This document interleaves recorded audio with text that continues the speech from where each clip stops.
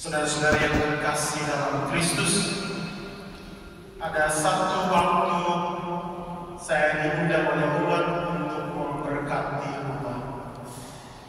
Lalu di dalam rumah ada satu sudut disebut dengan sudut doa. Jadi ada begitu banyak patung-patung lilin, dan di dalam lemari kaca ada kitab suci. Dan kitab suci ini sangat baru. Lalu saya sengaja bertanya, kira-kira kitab suci ini dibeli kapan? Lalu dia menjawab, sekitar puluhan tahun yang lalu. Lalu saya bertanya, lalu kitab suci ini pernah dibuka untuk dibaca? Lalu umat ini menjawab, pada saat saya membelinya, saya menaruhnya di tempat ini hingga saat ini. Saudara-saudara yang terkasih, ini menggambarkan bagaimana kita sebagai orang Katolik tidak mempunyai niat untuk membaca dan merenungkan kitab suci. Berbeda dengan saudara-saudari kita yang Protestan. Mereka sangat menghafal kitab suci di luar kepala.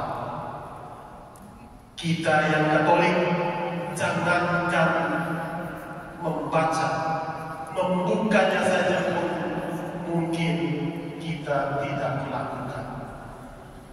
Karena melihat situasi ini, oleh karena itu Paus Fransiskus menetapkan setiap tahun pada minggu biasa yang ketiga kita merayakan hari Minggu Sabda Allah, mengajak kita semua untuk bukan saja membaca, tapi merenungkan kembali apa yang mau Tuhan katakan di dalam kitab suci. Dan Paus Fransiskus membukanya pada tahun 2019 di bulan September tanggal 30. Itu dimulainya Minggu Kitab Suci. Tanggal 30 September kita merayakan pesta Santo Hieronymus. Santo Hieronymus ini menerjemahkan kitab suci dalam bahasa Ibrani ke dalam bahasa Yunani, dan tepat di saat pesta itu Paus Fransiskus menetapkan Minggu Kitab Suci, Minggu Sabda Allah. Tiap tahun gereja atau paus sendiri mengambil tema, dan pada tahun ini saya yakin dan percaya banyak dari kita tidak tahu tema Minggu Sabda Allah. Ada yang tahu? 100% tidak tahu. Tema Minggu Sabda Allah diambil dari Mazmur 119 ayat 74 yang berbunyi, aku berharap pada firman-Mu. Saudara-saudara yang terkasih dalam Kristus, melihat kembali bacaan-bacaan hari ini, kita melihat bagaimana kita sebagai orang Kristen mesti membaca dan merenungkan kitab suci, sehingga apa yang kita baca dan kita hayati dapat kita ejawantakan dalam hidup setiap hari kita. Dalam bacaan pertama hari ini kita mendengarkan bagaimana umat dalam Perjanjian Lama begitu menekankan arti dari kitab suci, arti dari Sabda Allah. Dalam kitab Nehemia yang kita dengarkan pada hari ini, sesudah pembuangan di Babilonia, bangsa Israel kembali ke Yerusalem dan mereka memulai mendirikan bait Allah maupun sebagainya, rumah dan sebagainya. Dan Ezra dan Nehemia ini adalah dua tokoh penting dalam peristiwa pendirian Bait Allah dan juga pendirian Yerusalem itu sendiri. Dan pada dikisahkan dalam bacaan pertama tadi, pada bulan ke-7 hari pertama, kira-kira bangsa Yahudi merayakan hari raya apa? Ada yang tahu? Bulan ke-7 hari pertama, bangsa Yahudi merayakan tahun baru. Kita sebentar lagi juga akan merayakan Imlek. Mereka merayakan tahun baru, di mana umat berkumpul bersama, bukan saja di Bait Allah, tetapi di ruang terbuka. Alasannya karena kalau di Bait Allah cuma laki-laki dewasa yang bisa masuk. Tetapi ketika mereka di tempat umum, maka semua orang, baik itu perempuan, laki-laki, anak kecil, maupun orang yang tidak percaya, boleh datang dan mendengarkan sabda Tuhan. Dan pada hari itu dari pagi sampai siang, bacaan Allah, sabda Allah diperdengarkan kepada umat, dan umat merasa tersentuh dan mereka menangis. Tangisan mereka memiliki dua arti. Yang pertama, karena mereka setelah sekian lama sejak pembuangan di Babilonia, mereka baru pertama kali mendengarkan sabda Allah. Tapi alasan yang kedua juga sebagai lambang pertobatan, karena nenek moyang mereka mengalami penindasan dan menjadi budak karena mereka tidak mendengarkan sabda Allah, tidak mendengarkan perintah Tuhan. Oleh karena itu mereka dihukum. Oleh karena itu saudara-saudara yang terkasih dalam Kristus, dalam bacaan pertama hari ini, Nehemia mengajak kita semua untuk senantiasa patuh dan taat untuk mendengarkan sabda Allah yang diberitakan kepada kita.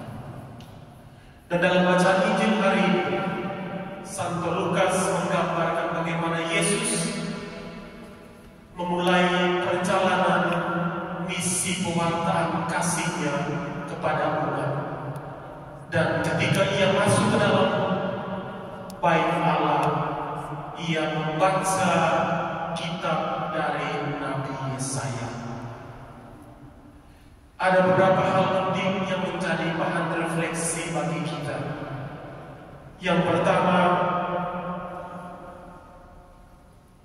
Yesus pada saat setiap hari Sabat Ia masuk ke dalam rumah ibadah. Teladan Yesus diberikan kepada kita semua sebagai umat beriman Kristiani, supaya kita juga menghargai hari Minggu kita. Hari Minggu adalah hari Tuhan, di mana kita berkumpul bersama sebagai satu komunitas beriman, mendengarkan sabda Tuhan, juga mewartakan korban Kristus dalam perjamuan Ekaristi. Kita mesti menjadi umat yang senantiasa mendengarkan sabda Tuhan. Yang kedua, bahwa Yesus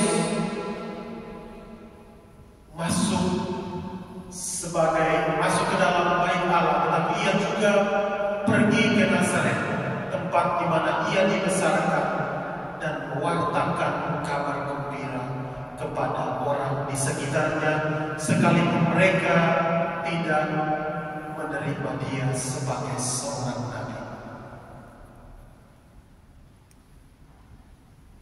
Intisari apa yang telah menjadi Yesus lakukan juga menjadi tujuan kita bersama. Seringkali keluarga kita banyak yang mungkin tidak percaya akan kita mesti mewartakan kasih, mewartakan kabar gembira itu kepada keluarga kita masing-masing. Dan bagaimana kita mendengarkan sabda Allah dan kita wartakan dalam hidup sehari-hari. Dalam bacaan kedua sangat jelas Santo Paulus mengatakan, sekalipun bagian tubuh kita itu banyak, tapi kita memiliki satu tubuh dan kita memiliki kepala, yaitu Yesus Kristus sendiri. Karena itu saudara-saudara yang terkasih dalam Kristus, di dalam komunitas kita, sekalipun kita memiliki talenta masing-masing, tetapi sebaiknya talenta-talenta itu menjadi hal yang baik untuk membangun komunitas kita bersama. Membangun komunitas kita bersama, kita harus menjadi sama seperti cermin dan bukan seperti kaca spion. Kira-kira ada yang tahu bedanya? Dua-duanya cermin. Cermin ketika kita lihat, kita seringkali lihat apa yang menjadi kekurangan kita. Dan setelah itu kita berusaha untuk merubahnya. Rambut yang mungkin sudah putih kita hitamkan kembali, atau rambut yang sudah panjang kita mulai buat supaya teratur. Dan ini menjadi tujuan komunitas kita. Kita mesti menjadi seperti cermin yang melihat kepada diri kita masing-masing, bukan melihat kepada orang lain. Dan juga seperti kaca spion. Kaca spion gimana kalau banyak yang di Indonesia mau motor? Kalau mau belok, lihat kaca spion. Kira-kira ada motor atau mobil di belakang. Seringkali juga kita menjadi umat sama seperti kaca spion, melihat keburukan orang lain, tidak melihat ke dalam diri kita. Oleh karena itu saudara-saudara yang terkasih dalam Kristus, dalam minggu sabda Allah ini, kita diajak untuk senantiasa mencermin, menjadi cermin untuk diri kita masing-masing. Apa saja kekurangan saya dan apa yang harus saya lakukan untuk merubahnya, bukan menjadi seperti kaca spion yang melihat kekurangan orang di sekitar kita. Karena menjadi kaca spion itu juga menjadi beban bagi sesama kita untuk kembali ke gereja. Karena ketika ke gereja, seringkali kita memberitakan hal yang tidak baik, mempertanyakan keberadaan dia sendiri. Oleh karena itu saudara-saudara yang terkasih dalam Kristus, bacaan kedua hari ini juga mengajarkan kita untuk senantiasa membangun komunitas yang baik. Karena sekalipun kita berbeda, berasal dari suku dan budaya yang berbeda, tetapi kita disatukan dalam satu komunitas beriman yang percaya pada kehendak Allah. Oleh karena itu kita berdoa, kiranya di dalam minggu sabda ini kita semakin diteguhkan untuk menyelami sabda Tuhan, membaca dan merenungkan apa pesan yang Tuhan mau sampaikan kepada kita masing-masing.